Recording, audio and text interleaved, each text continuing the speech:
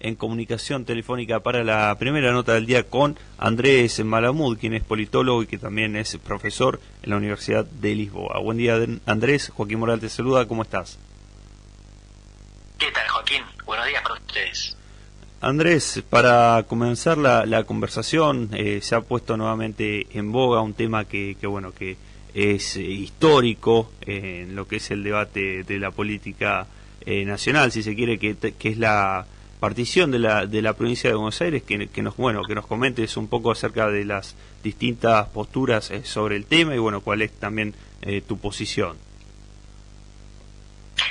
La provincia de Buenos Aires es muy grande, pero esto es obvio. San Pablo en Brasil, California en Estados Unidos. Andrés. Bueno, estamos teniendo problemas nuevamente con la conexión de internet. Recordemos, Andrés Malamud no está en el país. No, estamos haciendo si querés reconectarlo, yo me pongo a remar un poquito, pero a ver, un tema que, como decíamos... Ahí lo pudimos reconectar. Andrés, nos habíamos quedado en el inicio, se cortó justo el internet. No sé en dónde habías quedado. Te cuento, la provincia de Buenos Aires es el 40% de Argentina. Las otras 23 provincias, el 60%. 40 es mucho o es poco. Bueno, San Pablo en Brasil es el 20%. California en Estados Unidos es el 12%. Y son gigantescos. San Pablo tiene la población de Argentina. Y California sería la sexta economía del mundo si fuera un país independiente. Así que Buenos Aires es mucho más grande que cualquier otra provincia equivalente enorme en el resto del mundo. Y esto tiene consecuencias. La primera consecuencia es que Buenos Aires es más pobre que las demás provincias. Esto es muy raro, ¿verdad? Porque uno piensa que el más grande es el más fuerte. Pero la coparticipación federal hace que en Argentina la provincia dé el doble de lo que reciba. Y por lo tanto tiene más pobres per cápita, en proporción a la población, que la provincia del norte, que Jujuy o Tucumán, por ejemplo. Y esto tiene como consecuencia que políticamente la provincia tiene mucha influencia para inestabilizar el país.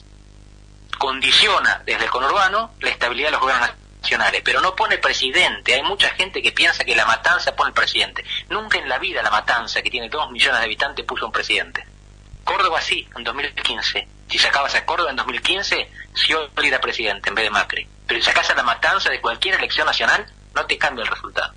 Así que la provincia es grande y fofa, es impotente, y esto perjudica a los argentinos y perjudica a los bonaerenses. No se beneficia a nadie de esta hipertrofia. Y este diagnóstico empieza a ser cada vez más compartido. El radicalismo lo propuso como proyecto de campaña, dividirla en 2015, la fórmula Sanz-Liach, que pierde contra Macri. Después Esteban Bullrich, el senador nacional, que es del PRO, por la provincia de Buenos Aires, sacó un libro el año pasado para proponer la división, pero ya había propuestas peronistas también. El senador Otavis, por ejemplo, que era de la Cámpora, y el mismo Julián Domínguez, que fue presidente de la Cámara de Diputados y es de la provincia de Buenos Aires, peronista él, lo propuso desde hace un buen tiempo. Así que esto empieza a ser transversal en el sistema.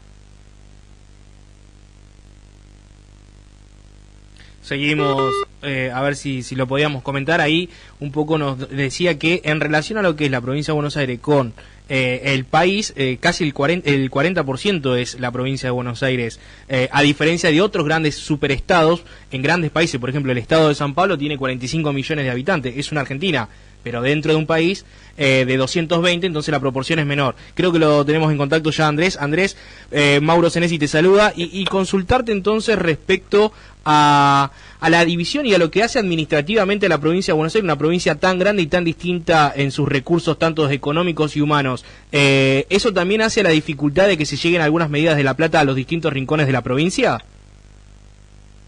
Imagínate que la provincia tiene 1000 kilómetros de extensión, así que es muy complicado que los burócratas platenses sepan lo que está pasando en Carmen de Patagones. Yo diría, más que complicado, es imposible. Y a eso se suma que los dirigentes de la provincia de Buenos Aires, los gobernadores, son porteños.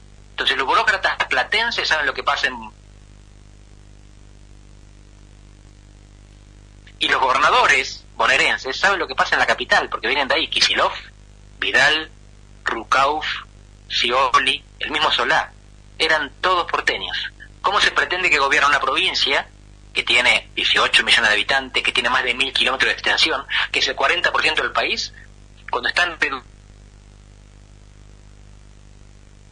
y no tenemos un medio de comunicación desde el cual informarnos. Casi todas las provincias argentinas tienen un diario, una radio, un canal de televisión, donde en el último pueblito de la provincia se sabe lo que se discutió en la legislatura provincial o qué hizo el gabinete, quiénes son los ministros. ¿Quién en la provincia de Buenos Aires tiene un medio provincial donde enterarse de las cosas que pasan con nuestro gobierno? Donde nos encontramos los ciudadanos de Carmen de Patagones, de San Nicolás y de Mar del Plata para debatir juntos sobre qué infraestructura queremos, qué escuelas, qué policía. No existe la provincia de Buenos Aires como identidad, no existe como esfera pública, no existe como un lugar en el cual los bonaerenses nos encontremos. Y de hecho, cuando uno va de vacaciones a otra provincia, no se presenta como bonaerense. Vos te vas a encontrar con gente que dice que es mendocina, formoseña o cordobesa, pero bonaerense no dice nadie. Somos guayienses, marplatenses o lavarrienses. Y no existe porque nunca tuvo entidad, porque en 1880 la descabezaron, crearon dos Buenos Aires, una es la ciudad, otra es la provincia, y la provincia nunca consiguió consolidarse como una entidad política. Siempre fue un ente gobernado desde afuera, a dedo o con control remoto por los presidentes. Y esto quedó bastante claro, por ejemplo, en uno de los últimos reclamos de la policía. Era la policía bonaerense que hace su reclamo salarial y lo lleva adelante a la Quinta de Olivos, a la residencia del Ejecutivo Nacional. Ahí ya te demuestra cómo el propio bonaerense entiende que las soluciones no pasan por la plata, sino pasan por la Casa Rosada. Más claro imposible. Justamente una fuerza de seguridad que tiene más de 90.000, quiero recalcar, más de 90.000 uniformados, más de 90.000 miembros. ¿Y por qué digo 90.000? Porque las Fuerzas Armadas Argentinas son 80.000. Todos los soldados, todos los marinos y todos los pilotos, todas las fuerzas aéreas, todos sumados son menos que policías bonaerenses. Y los policías bonaerenses le van a protestar al presidente porque no se enteraron que hay un gobernador que es el que toma decisiones. De vez en cuando se enteran, pero igual saben que el presidente es el que manda. Sí. Ahora ya hablando un poco de las características de este gigante de pie de barrio que por así podríamos definir a la provincia de Buenos Aires, consultarte, han habido distintos proyectos, uno que dividen a la provincia en 5, otro la divide en 3, pero ¿has visto una receptividad en cuanto a estas propuestas distintas de lo que fue a otros años? Sabemos que acá Bahía Blanca históricamente fue un tema que nos toca sensiblemente y que nos interesa un poco por demás, pero ¿cómo crees que va a ser el tratamiento y cómo se debería llevar adelante a futuro tanto desde la sociedad como de lo político? Hay una sensibilidad heterogénea. En el interior de la provincia, que es 1/3 en población, hay aquí una vocación por escuchar este tema, porque hay una sensibilidad por los problemas, porque sufrimos la provincia de Buenos Aires. Y fíjate que esto viene de hace mucho, el diario tradicional de Bahía Blanca, que es del siglo XIX, ¿verdad? Se llamaba La Nueva Provincia. Y uno de los diarios principales de Mar del Plata se llama La Capital. Es decir, que en las grandes ciudades del interior bonaerense este tema se plantea hace tiempo. En el conurbano no saben que existe, porque andá a preguntar en San Isidro, Vicente López, si alguna vez van a La Plata a hacer un trámite. Para la gente del conurbano, la referencia es el Obelisco, es la capital, y son 2/3 de los bonaerenses. Así que esos no saben que hay una provincia a sus espaldas. Y por lo tanto, esta conversación sobre la división les pasa por arriba, no la entienden, aunque quizás los beneficie la división. Pero están leyendo los diarios nacionales, y se enteran de que pasa algo en la provincia de Buenos Aires cuando salen Clarino en La Nación o en la televisión nacional, porque no tenemos una manera provincial de enterarnos de los asuntos provinciales.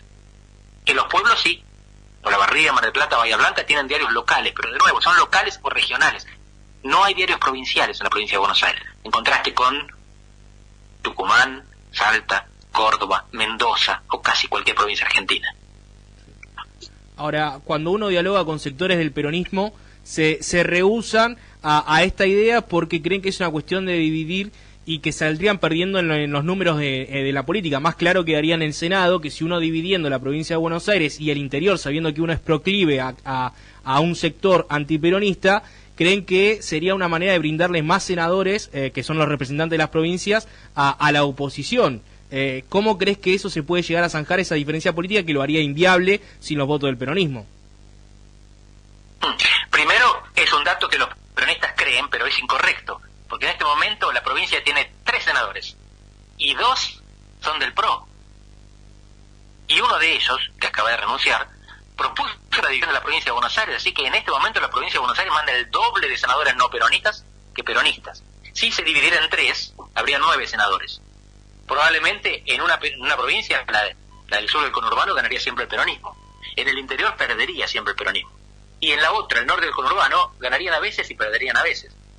Así que no habría mucha diferencia. Pero es cierto que muchos peronistas consideran que dividir la provincia es un proyecto gorila.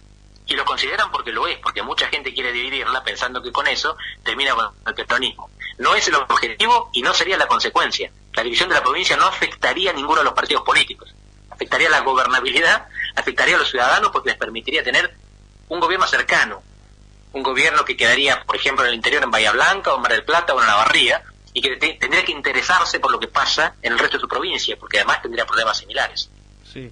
Y ya te hago una última pregunta respecto a este tema, antes de pasar a un poquito a donde estás viviendo ahí en Portugal, que ayer fue una jornada también que tuvieron muy importante.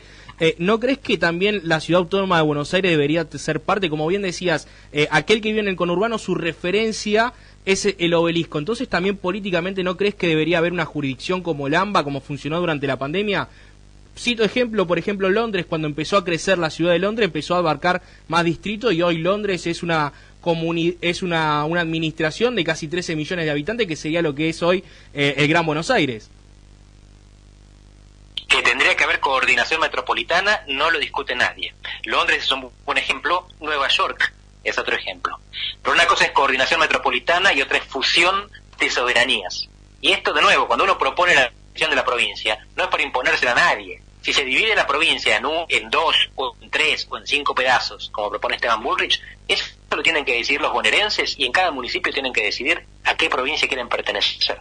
Lo mismo ocurre para los porteños. No se puede forzar a los porteños a fusionarse, como no se puede obligar a los formoseños a fusionarse con Chaco. Bien. Si quieren fusionarse con los distritos del conurbano, San Isidro, Vicente López o La Matanza, solo puede surgir de los porteños, de la decisión de la Ciudad de Buenos Aires. Así que esto no es una mesa de arena donde los analistas dibujan provincias según su capricho. Tiene que ser una decisión de los pueblos. Y de nuevo, por eso son propuestas. En última instancia lo que decidirán son los bonaerenses si se quieren dividir. Pero no tengo dudas que los porteños no se van a querer fusionar. Por lo tanto, la discusión es estéril. Bien. Te hago dos últimas preguntas, Andrés, respecto a, sos profesor en Lisboa, creo que estás residiendo en estos momentos allí, consultarte respecto a los resultados de la elección. Creo que hubo un gran triunfo del Partido Socialista. ¿Esto le permitiría gobernar con mayoría propia? Sí, el gobierno socialista de Antonio Costa gobierna en minoría desde 2015. 2015 pierde las elecciones, sale segundo, pero hace una coalición con los partidos a su izquierda, lo apoyan en el Parlamento, no le piden ministros, y gobierna 4 años, hasta 2019, nuevas elecciones, ahora sale primero, pero siempre sin llegar al quórum. Pierde la votación por el presupuesto, y el presidente, porque este es un régimen semipresidencialista, convoca nuevas elecciones, y ahora el Partido Socialista pasó no solamente a ser el primero, sino a ganar con mayoría absoluta. Ya tiene 117 diputados sobre 230, y falta elegir 4. Así que ya no va a necesitar a los partidos de la izquierda ni a los de la derecha. A partir de ahora viene un gobierno, decir de partido único queda feo porque parece antidemocrático, pero es de un solo partido. Los demás partidos la miran de afuera con la ñata en la ventana. Y ya una última pregunta, ¿está clara un poco la posición de Portugal respecto a este conflicto que hay entre la OTAN y Rusia? Sabemos que su aliado, su socio peninsular, ibérico, España, es uno de los que más fuerte está jugando dentro de la OTAN, enviando flota al Mar Negro. ¿Qué sucede en este caso con Portugal? Portugal es un país atlanticista y europeísta, así que acompaña siempre a sus socios, Estados Unidos, Gran Bretaña y Alemania. En este caso Alemania está más suave, está más blandita. Así que Portugal tiene la posición, con la moderación típica de Portugal, de los Estados Unidos. Lo que hagan Estados Unidos y los socios de la NATO, liderado por Estados Unidos, es lo que va a hacer Portugal. Bien, Andrés, te agradecemos este contacto y seguramente algún día te molestemos para hablar un poco más de política y que nos expliques los escenarios que se viven, distintas realidades a nivel nacional y también un poquito de la política europea, si te parece. No me moleste, al contrario, los espero. Allí pasaba entonces el licenciado en Ciencias Políticas Andrés Malamud.